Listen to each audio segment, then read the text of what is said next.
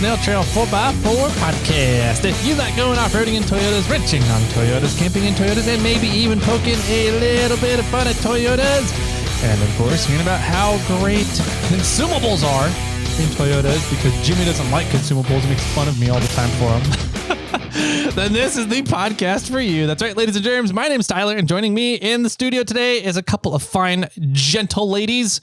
We got Jimmy Jet, of course. Howdy, everybody. Hope everyone's doing fantastic. And we got Lawless Corey today, back in the studio. Hello, hello, hello. Welcome back, man. Thank you for having me. Yeah, absolutely. We always love having you show up in our studio. We need to get a bigger studio, though, I think. Or just rearrange stuff. Maybe, I don't know. Maybe a little. I feel left out over here on the couch. Well, you can just lay down and we'll have like what is that? A session for psychotherapy? Psychotherapy. Put my head on the pillow over here. Yeah. Oh man, good stuff. So yeah, we'll skip all the housekeeping stuff today. Go straight into kind of what Corey's doing here in the studio because we are in the middle of Tool Month. So we have a lot of fun stuff going on. The first contest is over. Did we have a winner? Or are we announcing that on Thursday? We're announcing that. We announced that already. Oh, last Thursday. Yeah, that's right. But we have the second contest has ended. That's true. And we'll announce that one on Thursday. That's true. Yes, sir. Did we want time travel? Yeah, right. It's still early in the day. I'm not awake yet. Right. It's like noon, I think. I don't know what it is. Did we want to announce the answer? Since Corey's here, he can have the pleasure of announcing the answer to that last Monday's contest. I certainly can. Yeah, I think that'd be fantastic. Here's the truth. It's such an odd number. I have to go and look it up myself. I know the approximate. Yeah. So this was an extremely hard one when we talked about it. So it was pretty funny when we were saying, what's a good trivia question? I was like, well, here's one that's pretty much impossible. And that's what we wanted. That's what we were going for. Yeah. Yep. So I originally, in a lot of the original kind of looking at certain ones, people were actually going through the catalog and counting, which I loved. Yeah, that was. I can't believe somebody said they counted the catalog. Wow. They did. So kudos to them. What number did they come up with? They were actually a few thousand short. Yeah, they came up with 13,000 something. They counted all of that. I guess. Jesus Christ. They tried, yeah, and they said they gave. I think they gave up partway through. They're like, they just rounded up. He said at some point my eyes got cross-eyed. That's funny. So kudos for them. Some of the things too that on this is a little bit of a tricky question because there is replacement parts somewhat in here. Okay. And so, and some of them and they have their own SKUs. And they have their own SKUs. Got it. And then some of them are as a kit, like a drill kit. And then some of it's not. And so some people are just doing just the abrasives.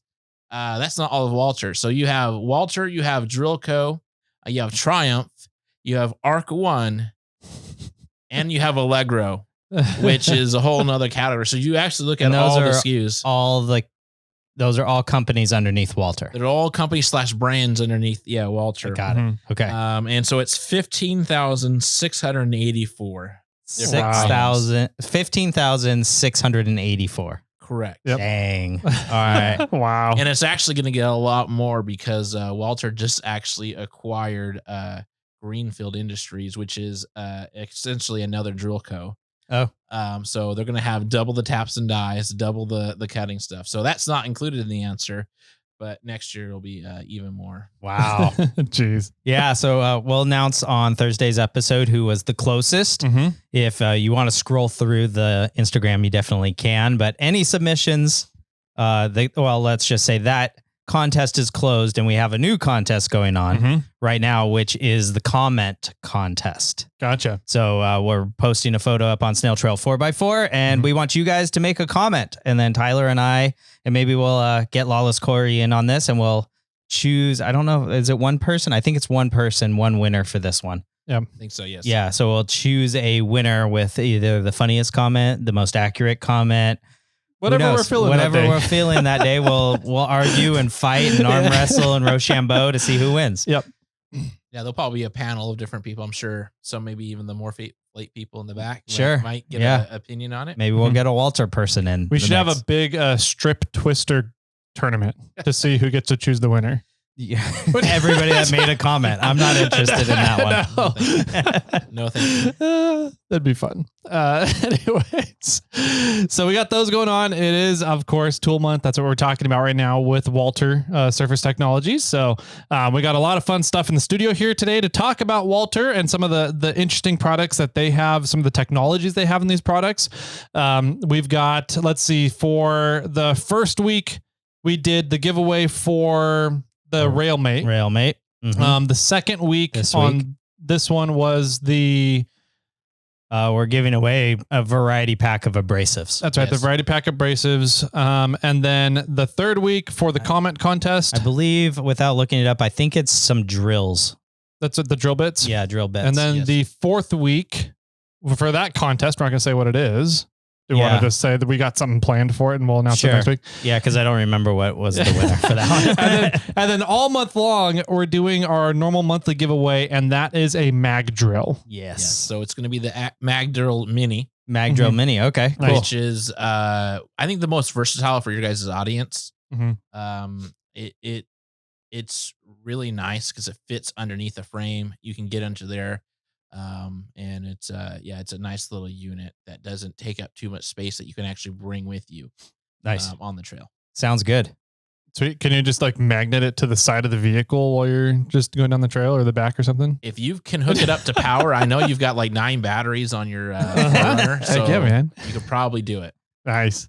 Perfect. Sweet. Well, since we're talking about giveaways, do we want to talk about the giveaway that actually Walter is doing separate of our Tool Month? Yeah.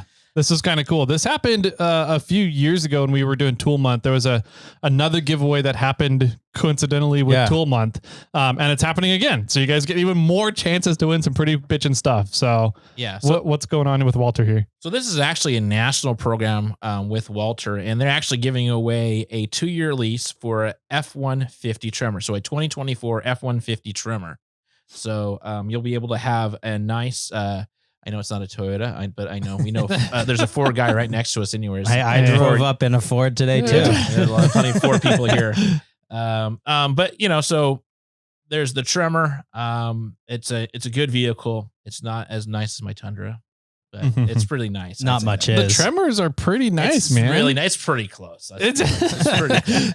Wait, if you don't have to pay for it for 2 years, that's a nice trimmer. And you're gonna I would love take it. a Corolla. You will love it. But it's a really awesome giveaway from Walter. They're really trying to get creative and different things. And so the way you can win that is you have to scan the QR codes that are on the products there. So any purchase of Walter, really any kind of drilling items are going to have a little pictogram on it. You can open up the flap and then you'll be able to see the QR code, scan it there. There's some abrasives that have it as well. So there's different key items that you can get at your local welding stores, or if you buy online, you can buy it there. But we prefer you guys to go to local welding shops to buy up those particular items because they really support us really well. And you go in there, you buy it, you scan it, you enter your information in, and you can enter in to win the F-150.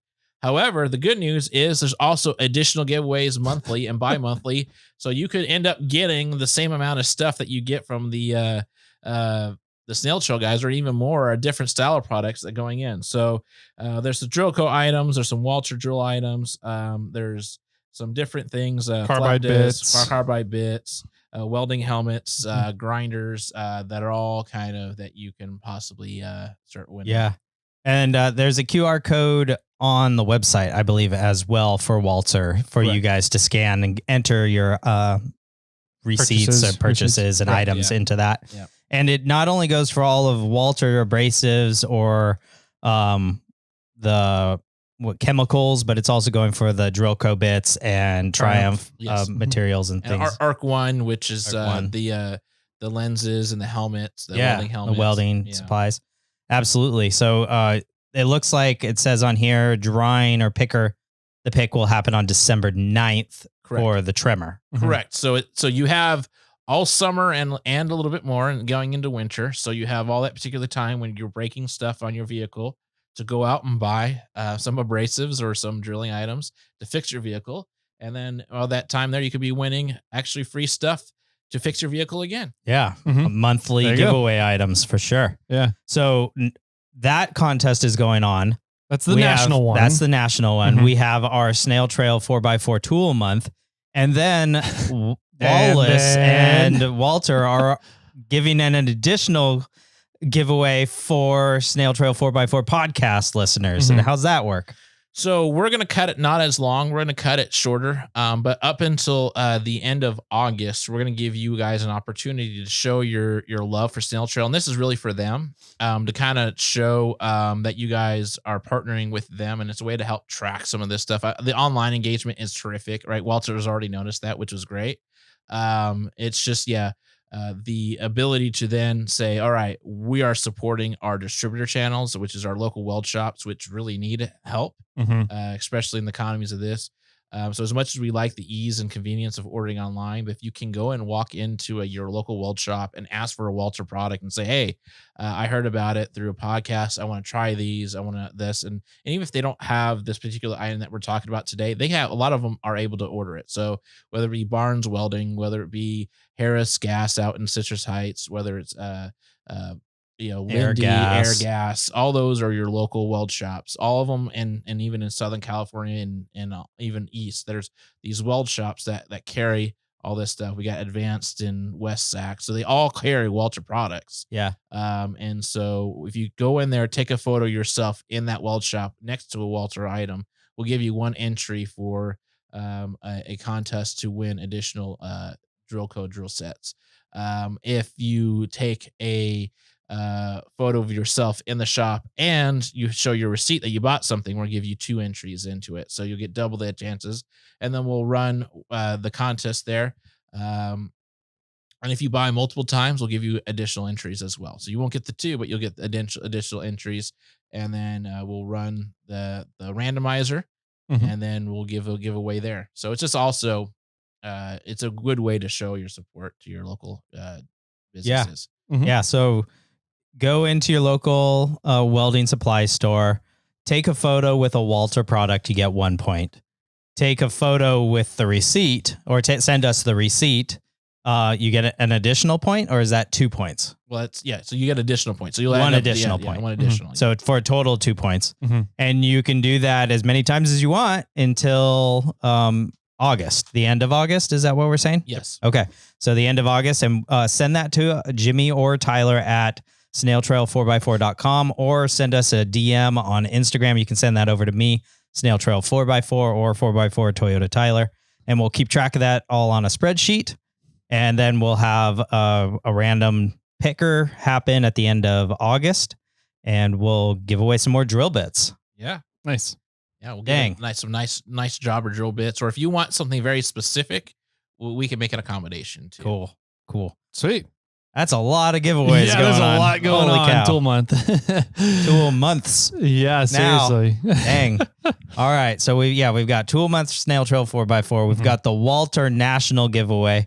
And then we've got the buy at your local welding support local welding supply stores with Walter. Yeah. So too cool. And Walter is all over the nation, right? I mean, we're not just talking California, even though we can talk about our local welding supply stores, but other people on the East Coast, they probably have welding supply stores that carry Walter as well. A lot of them, yeah. A lot of them will have 1 or 2 items, whether it be the zip wheel or a lot of them will carry the flap discs. They may not have all the items that we're going to talk about here today, but they usually have a lot of them. So Barnes carries a lot of the flap discs. They carry a few cutoff wheels, but not a lot. But you go to like Harris carries like almost everything. So cool. Yeah, I think I've purchased Walter before, not before I even met you. At some point, I've had Walter abrasives inside of the Snail Trail shop. Correct. So cool. A lot of stuff going on. If you need any clarity on that, just hit us up. We'll be happy to talk to you guys about it. Yep. Maybe I'll figure out a way to steal their QR code and put it in show notes so you can enter the national contest and make it a little easier. Yeah. Cool. Good stuff. So is that all the giveaways? No, but we have this our reviews like always, and then our monthly giveaway, and so just do those as well. Sweet. Moving on. All right. So we are here because we're doing some really cool stuff with Walter that we just talked about. And you guys get to learn some of the technologies now that Walter puts into their consumables, and everything for welding, for fabrication, metal fabrication, something that Jimmy and I love to do. We've got a lot of friends that love to do it. I think that we have a lot of listeners that love to do it. So we thought that this would be an awesome topic to talk about consumables. So it's my favorite Christmas gift, by the way. Just Yes. FYI. The joke was made actually before we even came to the studio. The joke was made by one of your coworkers. That's funny. So consumables are sometimes a touchy subject when everyone has their preference, especially when you talk about abrasives or you look at styles, what they want. Mhm. And you notice how many items there are. I mean, I think there's a few, 1,000 just even abrasives. So depending on what you're trying to do and what you're trying to accomplish really matters. And that's what you should approach it when you're looking at any project. What's the end goal, or what am I trying to do? What am I working with? How am I going to achieve that? And what's my process to achieve that? So when you look at that, that will determine what you should use in all those scopes of things. So if you're building as I'm building my Forerunner, finding out, right, that, okay, how, as much as I want to just leave the back end alone, but through the process of building that, getting that there and being built out with Brian Underground, it came to the realization I need to fork out another few $1,000s just to build the back end. Yep. Because the ride isn't going to be right there. So Yeah. you got to, and the same thing as you're building those things out. If you're working on a welding project or a fabrication product, you got to think through all the steps there. That's why planning on your little board with your with your mark all item and all the other stuff, you're marking stuff down. Call that the cardboard to-do list. The cardboard to-do list is very important. Yep. Yeah. But the good news is technology and abrasives and everything else has grown tremendously to where now it doesn't need to be that much of a guessing game and that much there, where you can kind of narrow it down a little bit. Things are becoming much more versatile. And I think that's a really cool thing that's going on, kind of embraces where more versatility. So you just don't need one for one particular item. Say you're working on stainless steel or aluminum. Usually you needed one abrasive that just did aluminum or stainless steel because it's the way the grains worked or the different style on that. Now technology and abrasives, you look at just like a regular cutoff oil, you think, well, how could that work? Well, there's a lot that goes into this as far as the glue that goes into it, the grains, the type of grains, the type of material that's being made out of the backing part, the way it's pressed and designed, all that can determine how quick something cuts and how versatile it can be as well. Okay. I mean, that sounds good, but what are some of the things that, like you said some of the features such as grains, the glue, the way it's pressed. What are some of those characteristics that will say allow you to do steel and stainless and aluminum? Or, I mean, what does that disc say there that you have? So you can do steel and stainless with this Zip XX ceramic. So it's a ceramic one. So ceramic, some people look at ceramic and think, oh, it's going to be X, Y, and Z the best. Not always the case. For the most part, that is correct.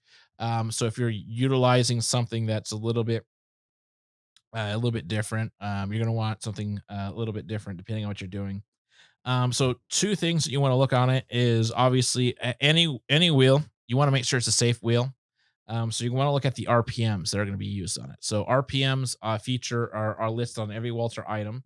And then they also do a really good thing by listing the type of material that you can work on it. So not every flap disc or not every cutoff wheel utilizes that information. So that sets another part of it as well. So what is the RPMs that you need to pay attention to? Like on this one, it says max RPM 13,300. Yeah. So that's going to tell you. So if you're using like a small like die grinder that runs a way higher RPM, and you put something on there that exceeds the speed of your what your disc can offer, it's going to blow up, and you're going to end up having shards of it all over your project and all over yourself.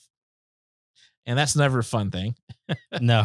I think we've all had a disc blow up on us one point or time, but it's a hard thing there. So it's important to understand some of the kind of what the max RPMs are and what tool you're using. So there's many different things, whether it's a Walter grinder or a flex grinder or whatever it is you're using, a DeWalt grinder.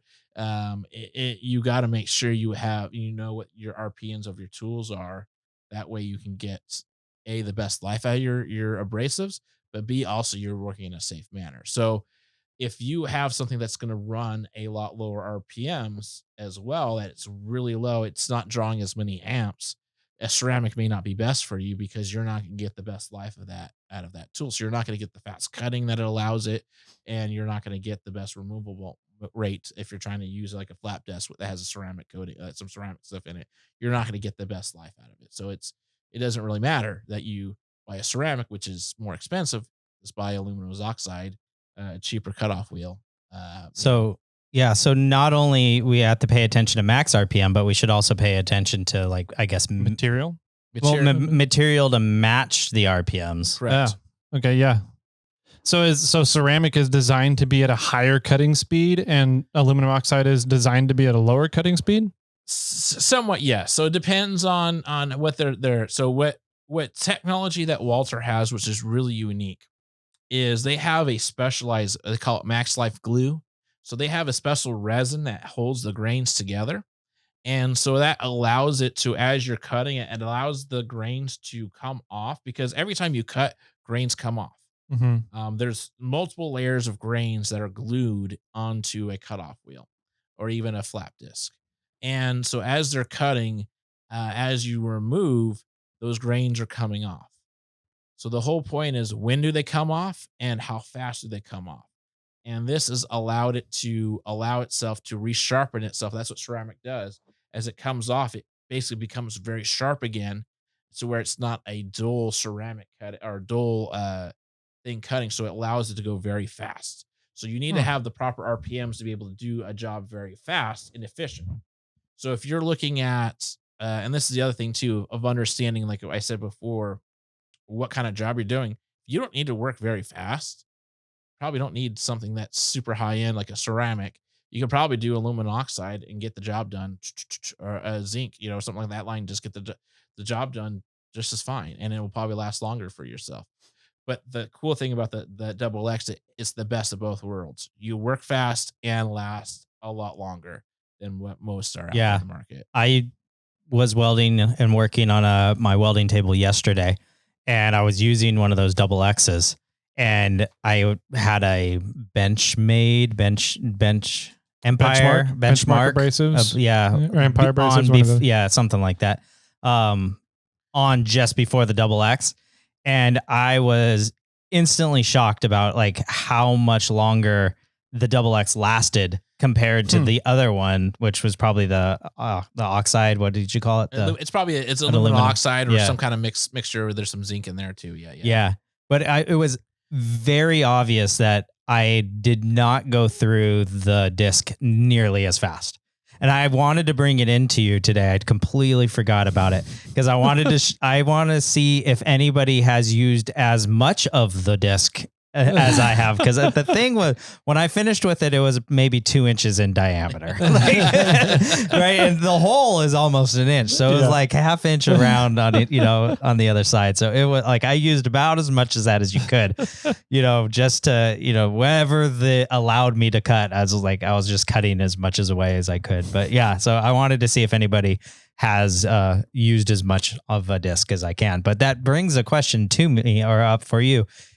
Is there a point at which the cutting surface stops? Like, did I just go like beyond where you should be cutting, or can you use the entire thing up to the metal ring? So that's a great question. So the metal ring is there to help you to prevent that. You'll see also, and it's important when you look at flap discs as well, right? Sure. So there's both on both scenarios. So some you'll see where the grains and stuff like that stop, kind of in a 2-inch pattern there. And you can kind of see a little bit here with the the Walter where you see the pattern kind of go away a little bit. Yeah, I That's noticed kind of your that. cue, but there's still some extra in there but if you're getting down to the nub, right, it's probably time to change it for safety, but you will get longer life than most out in the market. Yeah. So you will get your money's worth on it. Yeah, definitely. You can really see it on grinding wheels. So grinding wheel, same thing. Mhm. This is a spin-on version. We'll talk about that in a little bit. But you can see here where you kind of see where the aggressiveness on it Yep. is there, and it kind of stops, and you still have Yeah, some glue. it gets smooth on the inside. And then here's another version Yeah. of it too. So here's a Mm-hmm. Mm-hmm.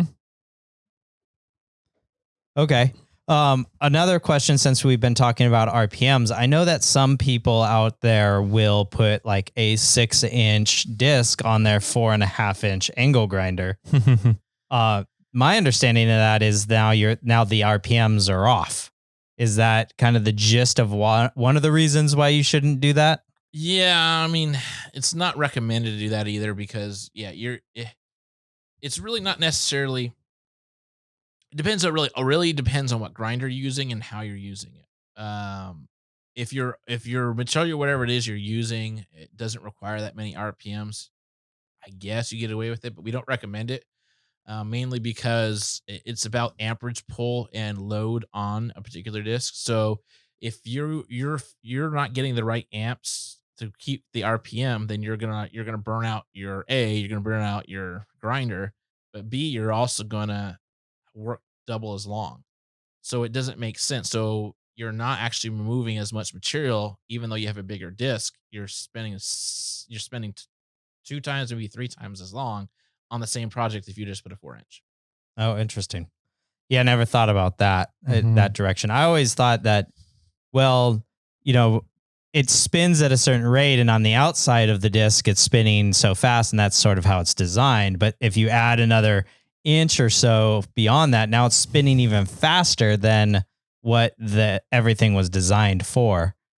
But it makes more sense. The amperage makes way more sense that way. Yeah. Yeah, it's really, they really care about the amperage pull on how that, and that's how they measure even their own grinders, is how many amps are put into. That's why in welding you still are seeing corded welders be primary there.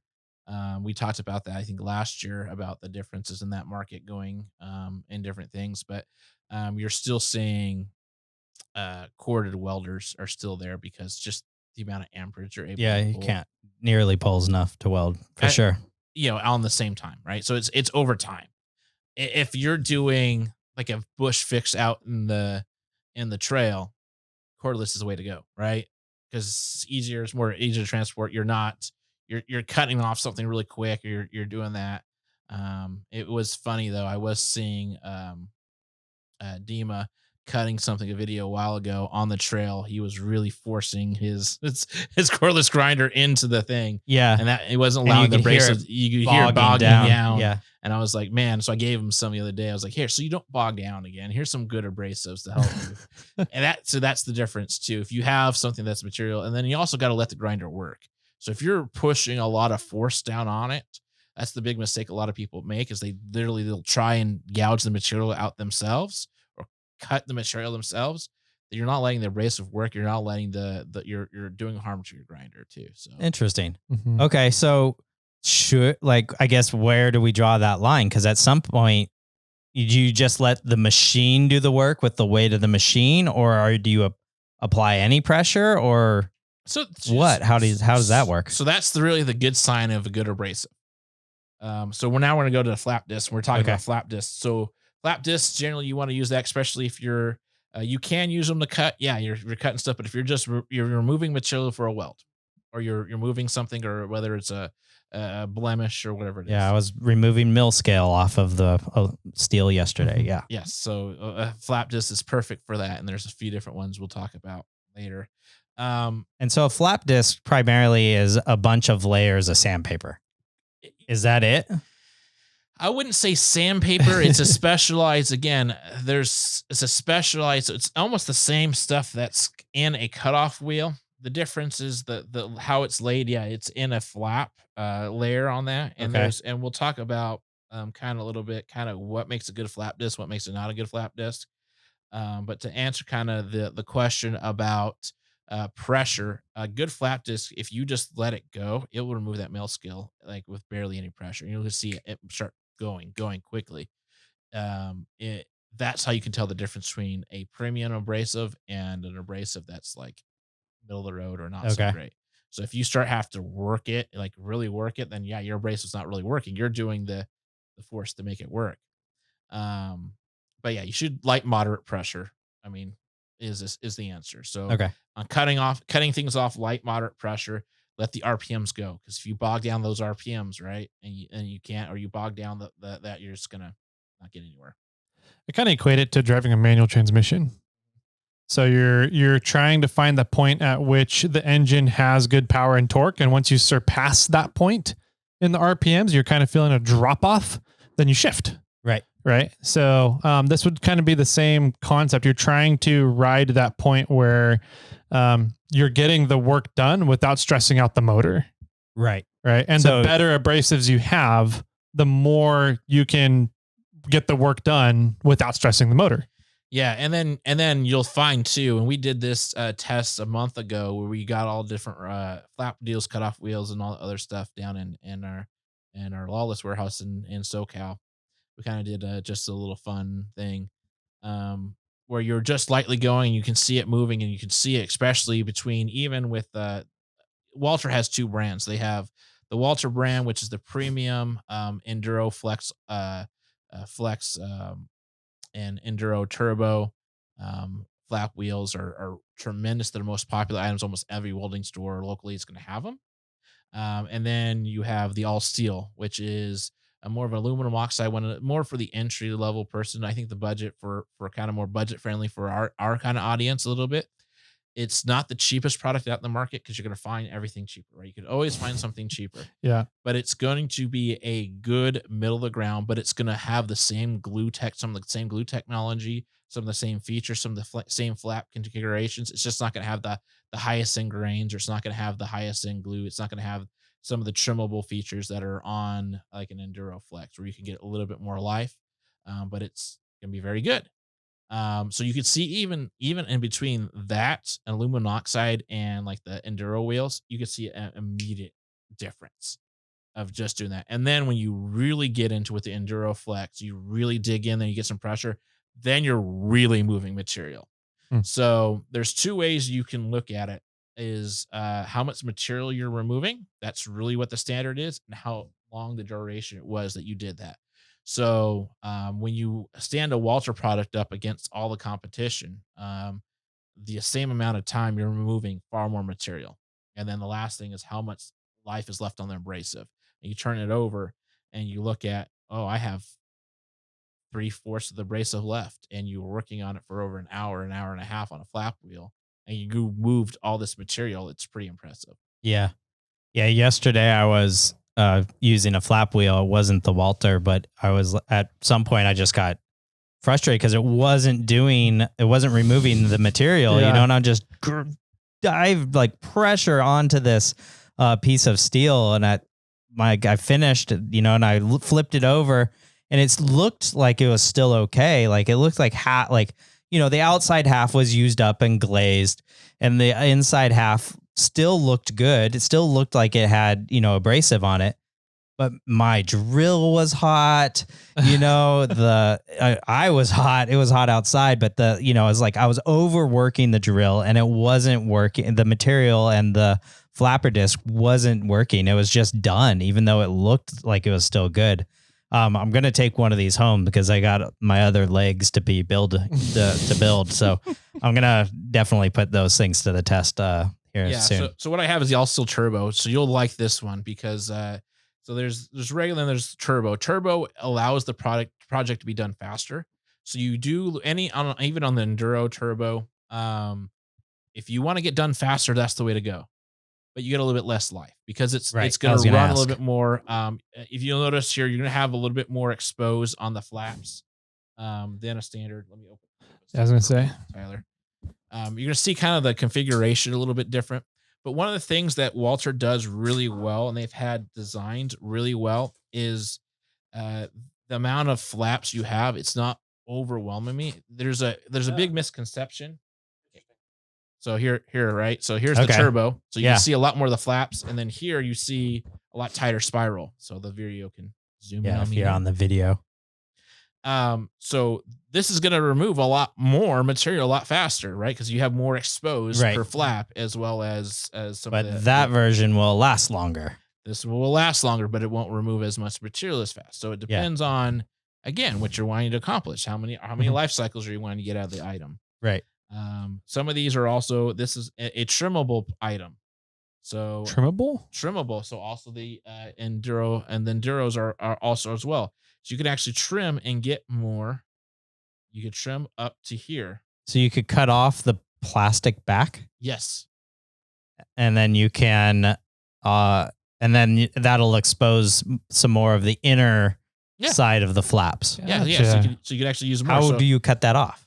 So now you pull out your cut wheel. You can do it that way. Yeah. So there's videos on there that show you, but you can do a blade. You can do different things. You can use, it's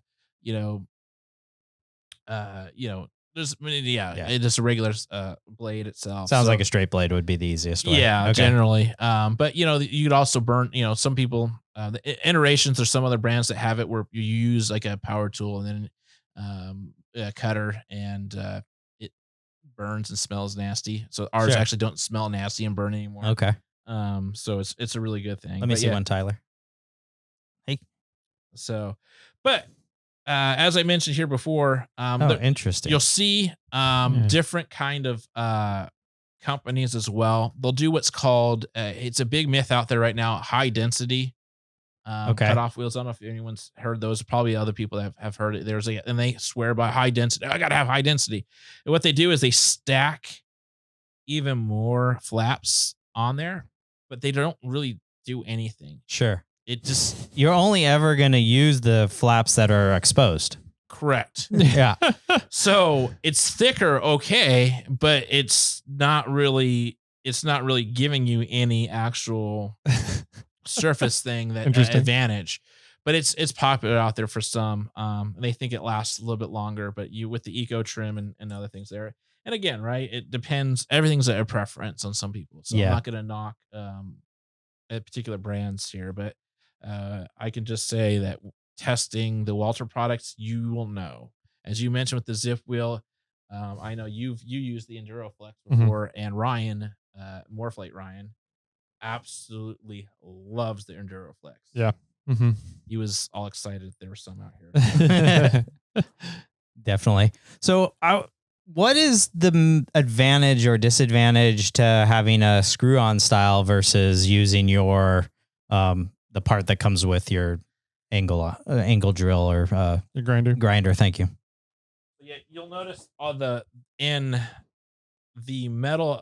So most of them have like a usually metal hub. So would you go ahead and Jimmy, do me a favor and get that grinder out? And most of the time you have to have a backing. And what's the number one lost item you find generally?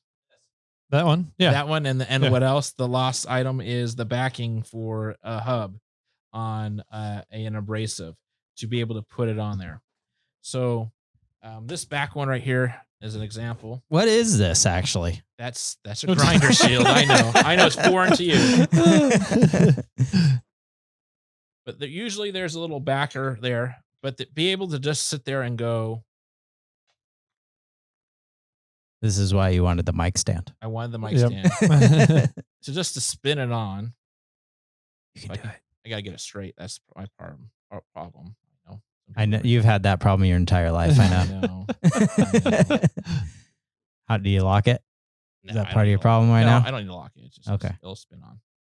But you can see here it just spins on real nice and easy, and then you don't need the backing plate as I'm throws it down. I got it. So you don't need that backing plate for it anymore because you have it spun on. So in all of this here on a spin on and off, it makes it a lot easier to do versus that. So Jimmy's going to try it now. He's going to press the button there too. Yep, spin on. There you go. He's the other way. It's the abrasive's the other way. There you go. He's got it. Yep. But yeah, so not every Walter item is a spin on, but he's doing it right there. But it makes it a lot easier. It's a little bit more secure. People like it there, so it's kind of a cool thing. So a lot of the Walter flap discs will have the spin on. The all steel are not spin on, so you'll need that backer. But a lot of the Walter flap discs are also spin on, so they just go right on. They go real nice and smooth. It's a quick, easy change instead of having to fuss around with the backing piece. I think a big benefit to spin on too is you don't have to worry about whether you got your consumable, your abrasive centered on it. Like with the metal hub, there's times you kind of have to like get the metal hub screwed on until it's almost all the way down and then move the abrasive around to make sure it's centered on there. Yep. And then tighten down the hub the rest of the way. So I think that's the big, to me, that's the big benefit of spin on is you don't have to worry about it not being unbalanced because you moved the abrasive while you're tightening down the hub. Yeah. Yeah. And so there's multiple different things on it. Also, too, the other advantage on the Walter items is the fact that a lot of them are kind of that plastic kind of center in it. It allows it to be a lot more, quote unquote, actually more durable than it is, say, if you just have just the regular disc. So a lot of them will just have the material of the disc and they won't have anything. Or you'll notice even on the flap discs, they'll have a metal ring on it, or even some grinding discs will have a metal ring on them. That allows it just to have a little bit more extra protection of safety. That way it doesn't destroy the abrasive as it's spinning around on the centerpiece. So just the little things that make life a little bit easier. And then the plastic's also nice too when you're trying to do a spin on versus the opposite. So if you had a metal spin on, you can easily cross thread and it becomes a pain. So some companies offer a metal spin on version. Why Walter doesn't is it's a little bit more forgiving to spin on versus yeah.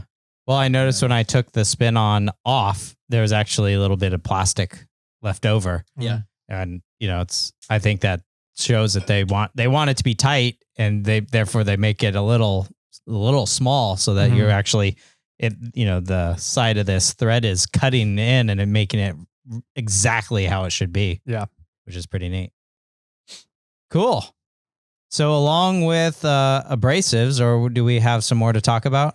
Yeah, there's a few ones. So the one other two I want everyone to be aware of. There's also things called combo zips.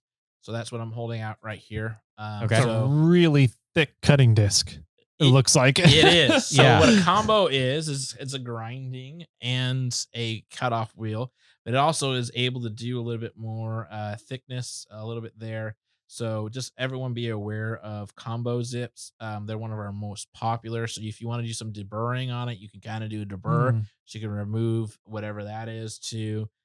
You are able to run at a 90 degree. You're able to run at a 20 degree. You can kind of do both instead of just cutting only. You can also kind of do. That would be a great option for flux welders. Yeah. If people are doing a lot of flux core welding, you're going to have a lot of spatter everywhere, and you can just kind of keep this on for your cutting and then clearing all the burrs and the spatter from your welds. Speaking of a spatter. Good transition lead there, Tyler. Sweet. That's what I'm here for. That's why I get paid the big bucks, guys. Yeah. So this is an item that Tyler's probably going to end up going home with. Yes. This is our E-Weld anti-spatter. So a lot of companies offer anti-spatter out there, but I've been told by most that the E-Weld from Walter is the only anti-spatter that actually works and is worth a darn anything. Yeah. So I've never had anti-spatter actually work really well, so I just stopped trying to care about it. 100%. Everyone says that. Yeah. So there's a few different versions of it. So there's one obviously that you can put on the nozzle if you're using a MIG gun. There's a dip there. It works really, really well. We sell that really well. And there's also the spray one here, which I brought, which is you can spray. So it's a ceramic high performance shield spray. And everybody, this is one of our highest selling chemicals right now, especially in California. And so it's extremely popular. So the two most popular items for Walter are the flap discs, the cutoff wheels are kind of flap disc depending on which store that is, and then this is the other number one item. Really? Wow. The anti-spatter. Okay. So, and that one you just sort of spray on your nozzle, or on where you're welding. Preferably one try and do on the nozzle, when possible. That way it helps the shield there. But some people do a little bit on around the surrounding area of where they're welding. Yeah, so it's essentially helps with spatter, right? So the big issue with gas welders is that your nozzle will get clogged up with spatter. Correct. And you kind of have to clean it out. Okay. And then also if you're flux welding a lot, then you get spatter on your weld surface. Yes. So it could be used for that too, it looks like. Correct. Yeah. Yeah. So yeah, if you got surrounding areas you don't want spatter to get onto, but yeah, everyone says they get such a better life out of their nozzle. You get better life out of their gun. They get a better life and a better, cleaner weld than generally. That's what anti-spatter really kind of jacks up a weld. Yes. Obviously. So anytime you can make it an easier way for yourself to weld, that's why I call it e-weld, easy weld. Oh, okay. Yeah. Nice. Yeah. E-weld nozzle. Yes. So the can has a little nozzle at the end here, so you can kind of spray it in certain areas and make it go right into that. So you can spray it into the can and then you dip your nozzle into there? There's a few different options. Yeah. So you can also spray it with a cone on top of it, make it a little bit easier. And here's your spray it that way. How do you get it to spray though? If you have the nozzle, the cone over the top. Here's the instructions. You want to read some instructions? Tyler can read, right? I think so. Sometimes. He's better at it than I am. That's for sure. Got it. Okay. So you got to take the tip off, right? Yeah, you got to take the tip off, then you put that cone into the spray tip in here. Yep. So okay. So this is for surface area right now that he has it right there. Take that off, and then you can put it into the cone. Allows you to have a little bit more of a nozzle shape. It's essentially a ceramic spray. Correct. So can I just coat the Forerunner in this instead of doing a ceramic coat? You can try. I don't know how well that's going to work. I'll tell you one thing. If anyone tries to weld on it, they'll be very mad. Yeah. It'll prevent all the splatter from happening on your Forerunner. Exactly, right? So anytime going out to Prairie City, I don't have to clean the Forerunner off afterwards. There you go. That's cool. That's nice. Yeah, I stopped using spatter stuff because I'm like, it's just annoying to apply and it never really works great anyway. So, well, you can officially review and figure out if that works. Sweet. Yeah. So what other chemicals does Walter have? So one that is my favorite because it's so universally, even if you don't weld, if you do any kind of work or you do anything around the house, it's our slap shot degreaser / people will call it brake cleaner. So everyone knows brake cleaner. They ask for it a lot. People use it on literally anything and everything. The problem that we know that we have in California is what brake cleaner was made of and what it was not very good chemically for ourselves. Breathing it in was horrible. And there's been a challenge ever since the law has been passed on making something that actually works like it did before, that actually doesn't kill you. Yeah. Oh, what's the fun in that? Yeah. Yeah. Especially when you're welding. You weld the old brake cleaner. Yes, exactly. Yeah. So the biggest thing that people make a mistake on when welding or any of that stuff is prep. So you got to clean off whatever you're going to weld. You've got to make sure it's clean. And also you got to make sure you have a surface area that's rid of mill scale as your problem is. You got to make sure it's rid of any kind of other kind of nasty contaminants are there. So it's really important that you clean all those things off. And then a lot of times it's all that is on it of any shop. It's just grease. So obviously brake cleaner, if you're changing brakes, that's the worst thing you can have on brakes is grease and filth and other stuff. Axle grease that gets on the brakes. You're not stopping. See you later. You're going through the mountain or you're going down the hill if you're trying to brake. So it's very important that you have something that takes away all that there so that you have actual good contact for surface for brakes.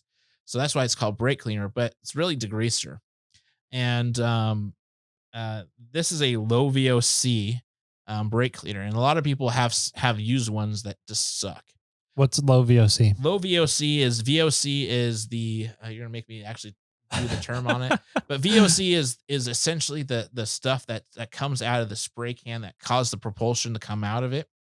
Okay. And the chemical base on it.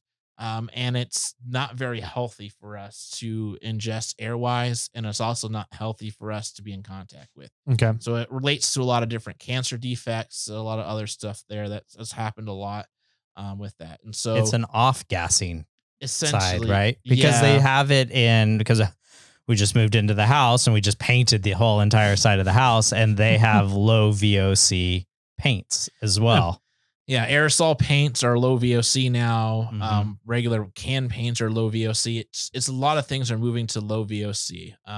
It's just So, and what does that stand for, Corey? They did training on it, and so now they're all going to be mad at me in the training. The people that listen to Walter, they're like, "We told you what it is," and they also said, "We don't expect you to remember the name." But it's very scientific. It's velocity of control. No, it's not. Viagra. I wish it was that simple. Viagra. It has something along with the chemical. It's part of the chemical. Canada itself just outlawed all VOCs generally, so it's caused a big shockwave around those things. Walter being a Canadian company, obviously we're working on a lot of chemicals that were environmentally green because of that. In California, obviously we have that too. So. Yeah. Hairsprays, right, had some forms of that, the carcinogens and other things that kind of come away from that you want to be careful of that. So, but a lot of them moved over to water-based cleaners. So an example is a Simple Green is a water-based cleaner. Yeah. I like Simple Green. It's a good product, but it does not cut through some of the toughest stuff, and it doesn't there. So what you're looking for in a chemical to do any cleaning or especially degreasing is there's really 4 areas. Some people argue there's 3. I break it down to 4. One is the spray, the velocity in which it comes out of the can. Mm-hmm. That's very important. The second one is time, how long that material is in contact with it. The third one is the chemicals itself, whatever it is, the reacting agent, and the fourth one is the mechanical action. So mechanical action is whatever you do in order to enhance it. So, Gotcha. So when you do a mechanical action, whether it be heat or whatever it is, you're creating more heat into the chemical, and that's how sometimes it works, because sometimes mechanical action requires some heat on it, and anytime you create friction, it creates heat, and so it acts, the reagent acts better. So what Walter was able to do with Slapshot is that obviously you're going to have a very good stream on it. Your time obviously is going to be there, but they show really kind of some really nasty tars or whatever it is, and they do a side by sides with regular brake cleaner, the well-known brand brake cleaners. They spray even the low VOC shoots very well, and you see almost instantly it start creating a hole in that area as it starts breaking down, to where then when you start to apply over time, you start after a little bit of time, it dries, you can wipe it away easily. So that's the other thing too. A lot of people want with brake cleaner, they don't want something that is going to leave a filmy residue. Right. So you want it to be able to dry there. So a lot of people use a lot of acetate, but the acetate doesn't really work really well. You water and acetate is kind of what, or acetone is kind of what most there. But Walter's been able to get the formula pretty well, that to where they actually use everyone knows the Flex Seal stuff, that nasty hard. Yeah. So they got a hardened Flex Seal thing that's been there. They spray this there, and they let a little bit of time go, and they were able to wipe it and break through the Flex Seal. Dang. Wow. So now the water is leaking out of that tub thing again. Yeah. Nice. So he's got to redo the screen door. Yeah. The screen door boat doesn't work anymore. Yeah. So don't carry this in the screen door boat. Yeah. Got it. But it's really nice to have on the trail, especially if you break something or you're going to do that. You don't want to leave a mess on all that stuff. You use a degreaser to helps keep things clean. I know somebody this last weekend that blew a power steering line.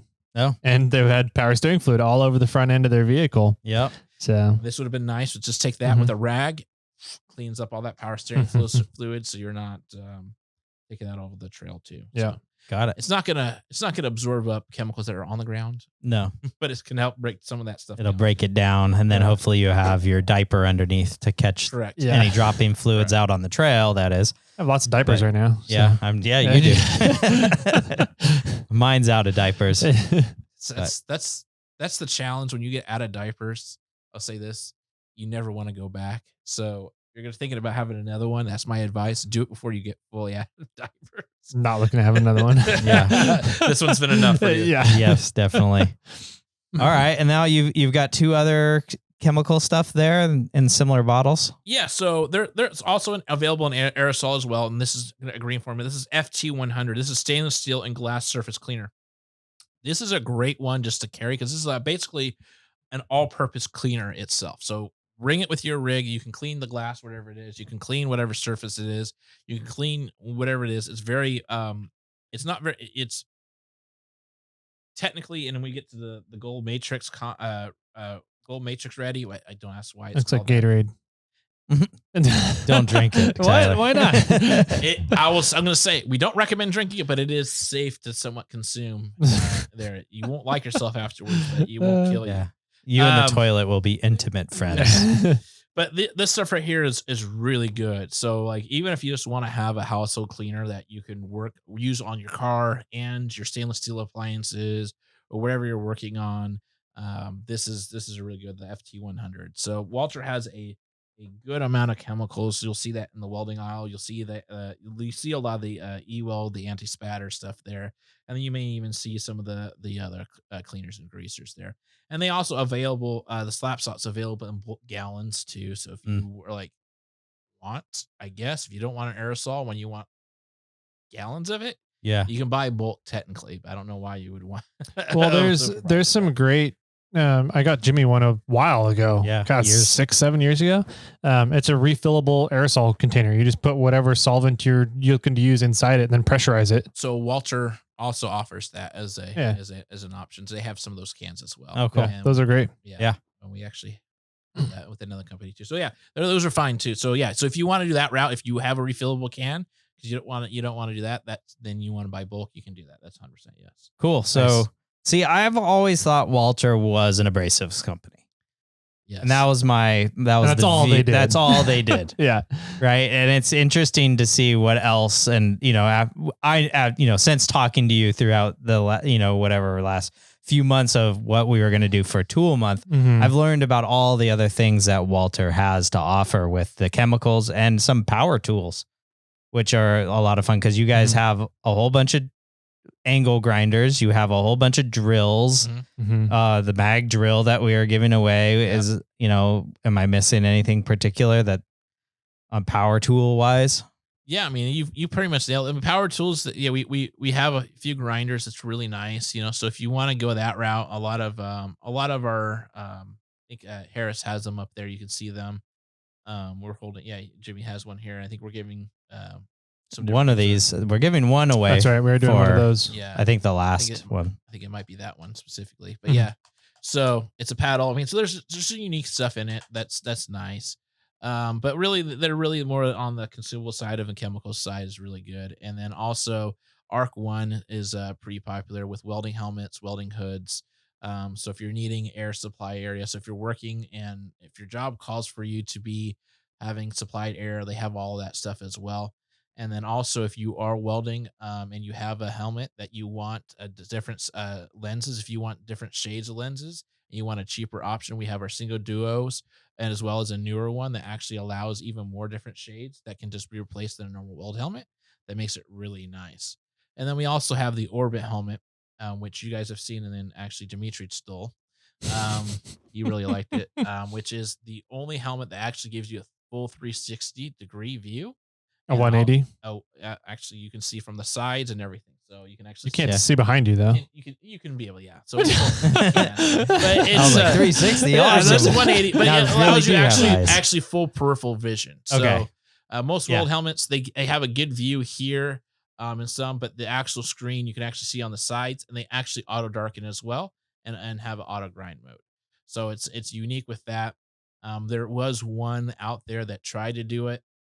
Was extremely expensive, and extremely expensive to replace, but they only had a few small side views, but this one actually gives you even more. And the best part about it is the lenses are very affordable to replace and has a top shield that's basically what gets damaged anyways, is the front shield from splatter and everything else and getting stuck on the ground.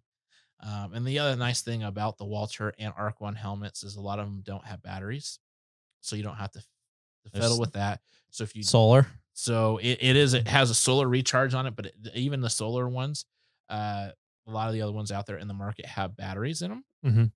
So you end up having to find that one battery, and good luck finding it.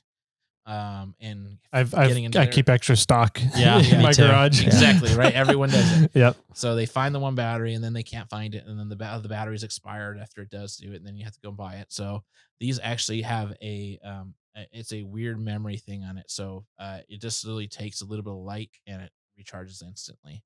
So is it recharging off of the welding you're doing? 100% it does too. Yep. Yeah. So both, right? Yeah. Oh, so you can go outside in the solar and just for like a minute or two, we'll have enough power to get going, and then obviously it will charge the whole battery and everything. Nice. But yeah, it's a cool kind of system that just replenishes itself that it doesn't need. So if you were to keep it in the box and you take it out of the box and put it on, the minute that you have it out and just sitting and getting all the settings done, it has enough ready to go. Cool. Nice. Do you guys have any welding hoods with lights on them?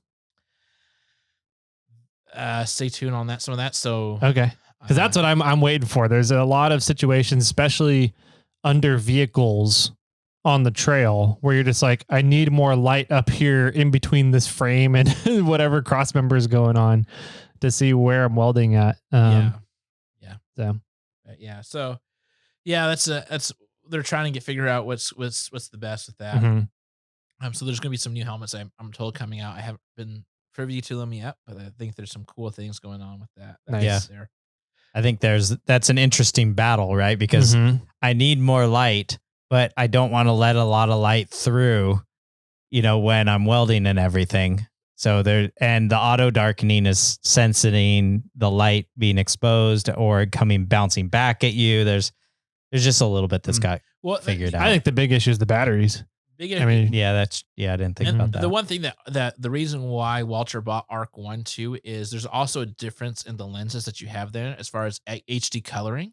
So if you have a lens that's mediocre, you're not going to get that coloring. So it's going, when it gets dark, it's going to be like pitch black dark. But with an HD lens, as you weld, you're actually able to see your weld a lot better, but it also had the protection on your eyes. You're not getting your eyes sunburnt, but it has that HD coloring in it that makes it really nice. Nice. Yep. Cool. Yeah, my hood at home, and not my trail hood, my home hoods all have HD lenses in them, and they're awesome for welding in. Yeah, it makes a big difference. And then and the last one you kind of were mentioning there was Drillco. I think you were alluding to. Yeah. And Drillco's been a USA. It's a USA all made drills.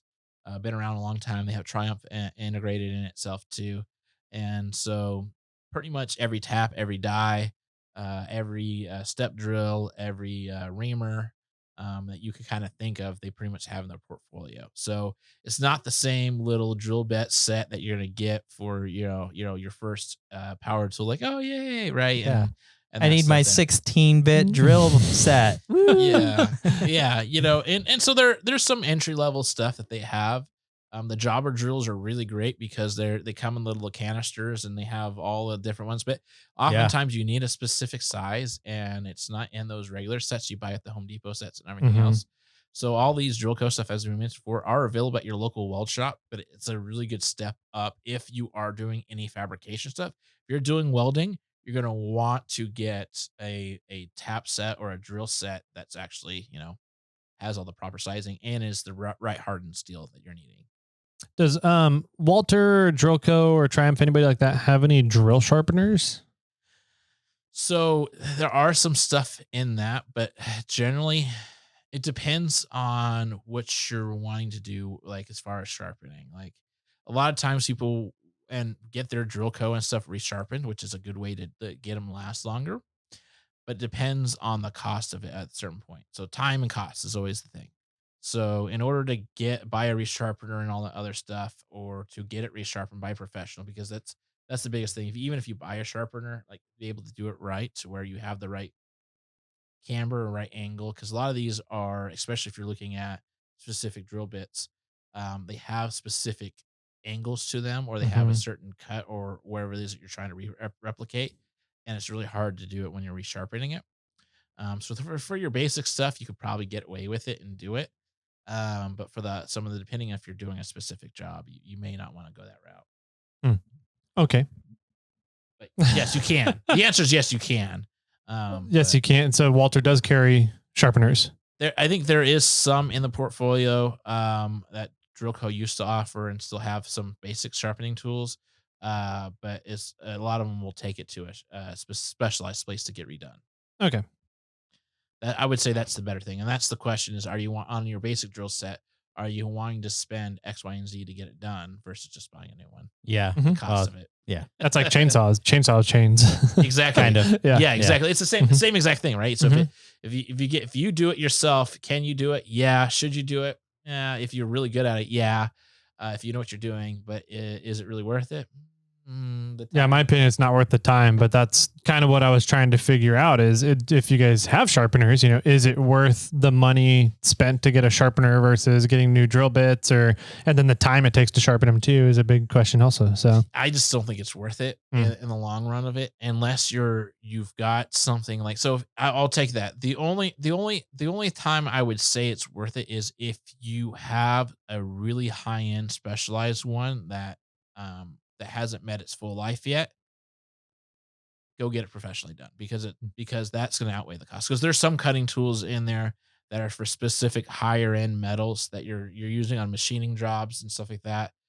Most people aren't doing that. You're literally just punching into plate. You're cutting into dom tube. That's all you're really doing. You're drilling into metal frame. Like it's not worth it.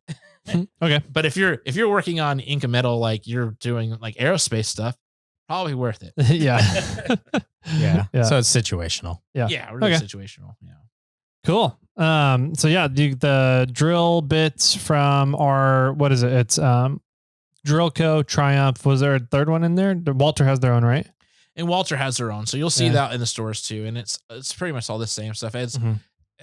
As we talked about the previous companies we have, as you integrate and acquire more companies and different brands, the question is, do you keep the brand or do you integrate a lot of that into your current brands? Brand. So you're starting to see more cross integration and that with Walter. So you're starting to see more drilling items. You're seeing obviously with the grinders, they brought those in. They started to put the Walter name onto them. The welding hoods are starting to come out with the Walter ones, the Arc one. It's because it's also a larger brand, so you're able to attach that into things as well. Right. Nice. So cool. Any other stuff we wanted to chat about today and educate the people on some of the fun stuff that Walter does? I think we pretty much kind of covered a lot of it. You were looking at something right there. You had a question. I don't really have a question. I'm curious about the trimmable things. I've never heard of that before. So Walter was the first one to come out with it. I want to say a long time ago, and a few others have imitated, but we're on, I think, the 4th or 5th generation of it. So that's how easily and trimmable it is. So I'm surprised you guys didn't know that before, which is fine, which is okay, but it's a really huge selling factor to the flap wheels, and not every flap wheel has it. And the other one too, I want to mention to a new item in the flap wheels as pertains to a problem Jimmy has. You were talking about removing some surface stuff, mill scale, and also some coatings on my panels, on your panels. Yeah. And we actually just came out with some new flap wheels that are designed for blending and polishing, and they're phenomenal. And the cool thing about flap wheels that have like material removal and stuff like that, like this is really aggressive, right? So you're gonna destroy that. So that was the question you posed to me was, I've got an aluminum coating on it. Like I don't want it to damage the material where I have dips and valleys and stuff like that. It was like, okay. So we looked at it and we came up with a few different options. But essentially, what if you put, as you mentioned, like a sandpaper Then you also put a polisher together with it. And that's what basically they were able to Interesting. do. So now they're playing with how to sand and polish kind of all at once. the same time. At the same time, 100%. Interesting. So depending on your material, there's different grits in it. So how much polish you want on it. So does everyone know how you get a polish? No. Isn't it variable layers of sanding? So that's generally how you try to do it. So what constitutes what actually is like an actual a polished piece of metal or a polished piece of aluminum or stainless steel is you are able to see your reflection in it. Okay. Clearly. Yeah. Okay. And the way you're able to get a reflection in it is you have no peaks or valleys in the material. It's all basically essentially the same. Yeah. And it's polished out and grooved out. So there's no high ridges or low ridges. So if you look microly into a metal, it doesn't seem that there's a bunch of ridges in it, but there's actually a bunch of ridges in it. Mm-hmm. So what you're doing, you're polishing is you're basically making everything quote unquote super smooth. Mm-hmm. Yes. Hence, that's why you polish rocks, right? They become super smooth. But in metal, it becomes like a mirror-like. It becomes mirror. Mm-hmm. And so it's becoming flatter. It's coming flatter, and that's what that mirror is. Yeah. We're able to reflect it because it's it's getting that shine to it because it's all the same, essentially. There's no peaks and valleys in it. So when you have a grinding wheel or anything like that, it doesn't necessarily. It's just moving material. It's Right. It's Mhm. taking chunks out, so you're creating peaks and valleys. So the challenge is how do you take peaks and valleys out, but also smooth everything else out. Yeah. And that's Yeah. the Blendix stuff. So there's higher end. So there's ones that are just polishing. So if you don't really need to, like, if there's no mill scale, there's anything like that, you're just looking for a polish, it'll just polish it really quick.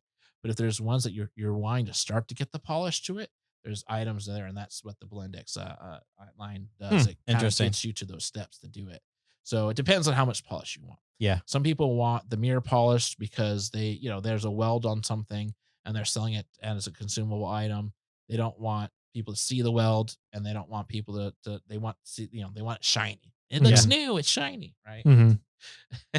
Yes. And then other people don't care because they're going Right. to paint over it or whatever it is. So they just want it Right. smooth. So depends on what you want, the grit that you have on it. But essentially, you're right.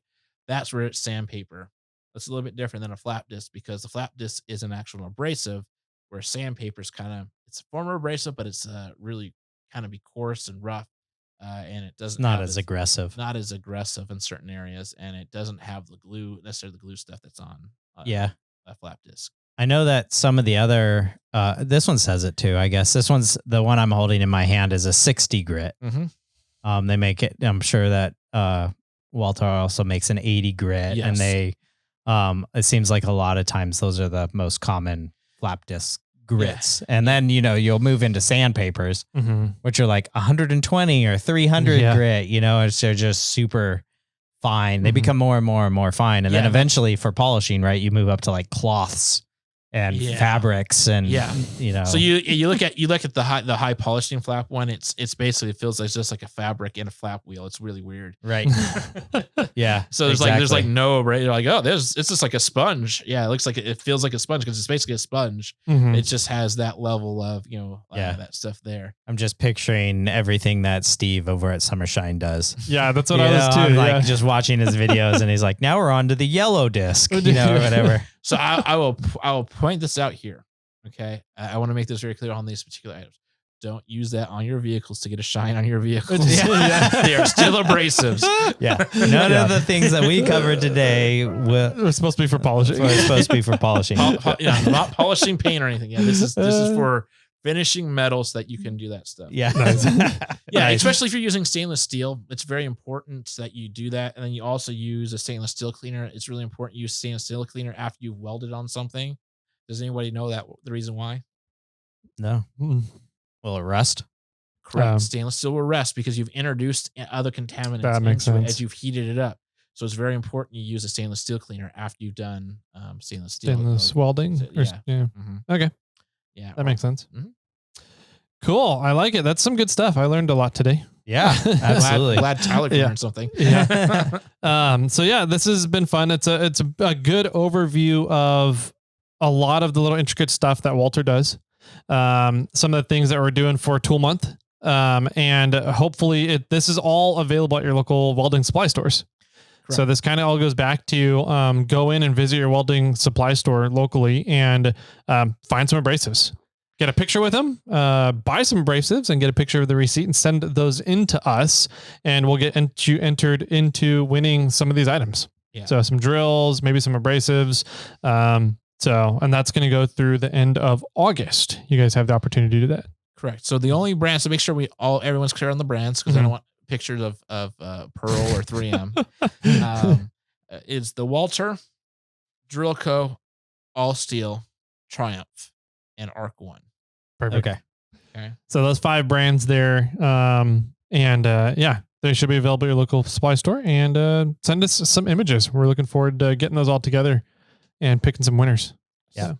And then did we want to know also like where they got them from, where they were at? Yeah, that would be awesome too. Yeah, if that's part of that too, we need to know kind of that. That way we can say, hey, it also helps us have the conversation with our distributor partners that are doing that, saying, hey, we're supporting you guys. This is how we're supporting you guys. And they can look at you guys too and say, hey, and then you never know what you might get. Yeah. We'll probably, you guys don't necessarily need to remember that, but we'll probably follow up with that. Awesome. Super glad to see you found it. Where were you? Yeah. Yeah. Cool. Good stuff. I like it. There's a lot of fun things here. A lot of fun Christmas gift ideas for myself. So pretty much this entire table can we just take this table is Tyler's Christmas list. Yeah. Even the Gatorade. We never went over this. What is a gold matrix ready mix? So it's a foamless cleaner degreaser. So it's like the slap shot, but it's a little bit more effective in that. And so it's a really good parts cleaner. Yeah. Okay. So if you want like a parts cleaner that you can soak something in, it is a really nice parts. So would that be a great solvent for like an ultrasonic cleaner too? Yeah. Okay. Sweet. Cool. I like it. There's some good stuff. How can people get a hold of you if they wanted to ask you some more questions about abrasives, consumables, stuff that Walter has? How can they do that? Well, you can reach out to me on IG. So I'm still on IG. So Jimmy's tagged me on all the posts there. Yep. So just follow Jimmy Jet and you'll see me tagged on all the Walter stuff. So you can ask the questions there. I don't have a problem doing that. Sometimes I check my messages as well. Sometimes I don't. So it's Instagram more issue. They don't notify you that you have messages pending sometimes. So yeah. They kind of get buried in the general or primary or whatever, all these different inboxes they have for them now. Yeah. Cool. Jimmy, if people want to get a hold of you or us, how can they do that? Yeah, you can always reach us on Instagram. SnailTrail4x4 is what I look at. Tyler's over at 4x4 Toyota Tyler.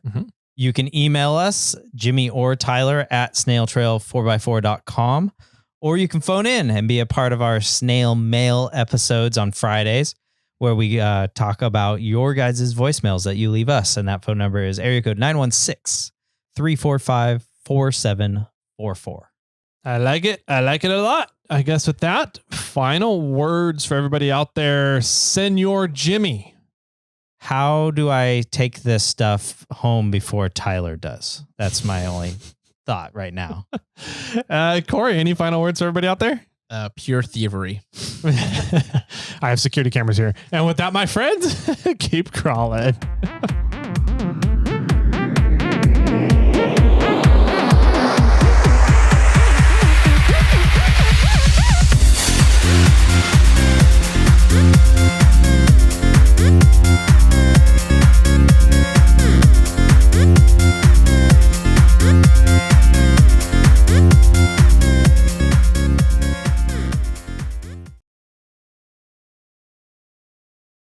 I got one for you.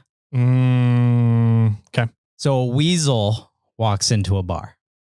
Interesting. And the bartender goes, wow, a weasel. We've never had a weasel. What can I get for you? Pop, goes the weasel. Good job. Thank you. Little Lawless will love that one. I heard the other day that the word icy is the easiest word in the English language to spell. You know, now that I'm thinking about it, I see why. Yeah? Not bad. Yeah. I see why. Yeah. Yeah. And So now he has one. He has to do one. No, yeah. I mean, I think I tried to make him do one. I was like, all right, you're a dad now. What's a dad joke? He's like, Yeah. I mean, he is wearing khakis and New Balances, which I'm surprised he went the New Balances instead of the Air Monarch ones. the 1006s, man. That's the way to roll. Or is it the 80852s, or I don't know what they are. The 80085. There we go. So he's trying to grow the stash, but it just isn't working for him. No. He should. No. Too much stubble. Don't want to. I want to shave, but the assistant won't let me. Same. Like I was like, you've never seen me without my beard. You should just do it one day. You need to Surprise talk to him. Andy over at Glue Shred and get a razor. Yeah.